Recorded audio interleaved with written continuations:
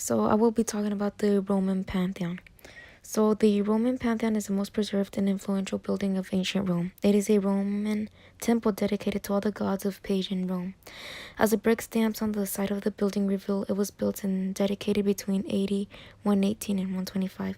The Pantheon was built on the exact site of two earlier Pantheon buildings, one commissioned by Marcus Vipsanius Agrippa and the second by Domitian. The first was destroyed by fire, and the second was struck by lightning and also burnt down. The third Pantheon was probably begun in the reign of Trajan, but not finally finished until Hadrian was emperor. The Emperor Hadrian was between AD 117 through 138. It built the Pantheon to replace Augustus' friend and commander Marcus Agrippa's Pantheon of 27 BC, which burnt to the ground in 80 AD. When approaching the front of the Pantheon, one can see the inscription above still reads in Latin, and the original dedication by Marcus Agrippa. The inscription reads, Marcus Agrippa, son of Lucius, having been consul 3 times, made it.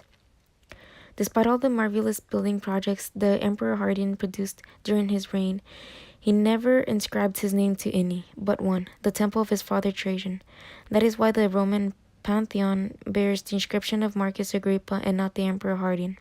The original use of the Pantheon is somewhat unknown, except that it was classified as a temple. However, it is unknown as to how the people worshipped in the building, because the structure of the temple is so different from traditional Roman temples, such as in the Roman Forum.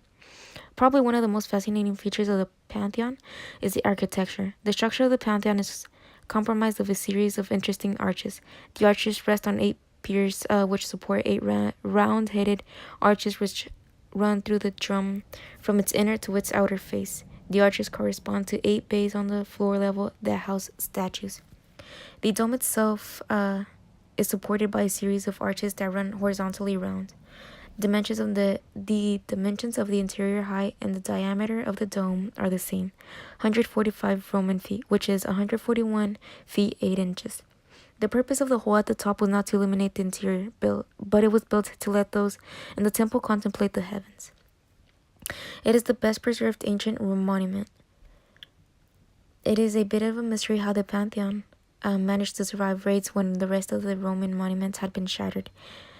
Its turning into a church in 609 AD has a lot to do with it in later time. But also the structure itself is way ahead of its time. In fact, the exact composition of the material is still unknown and appears to be structurally similar to modern-day concrete.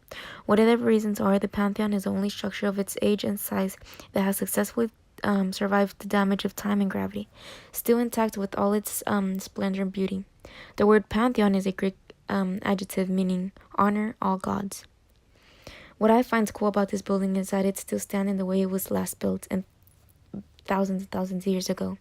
I find it cool how many structures didn't survive raids, but the Pantheon survived raids and like the weather and stuff like that.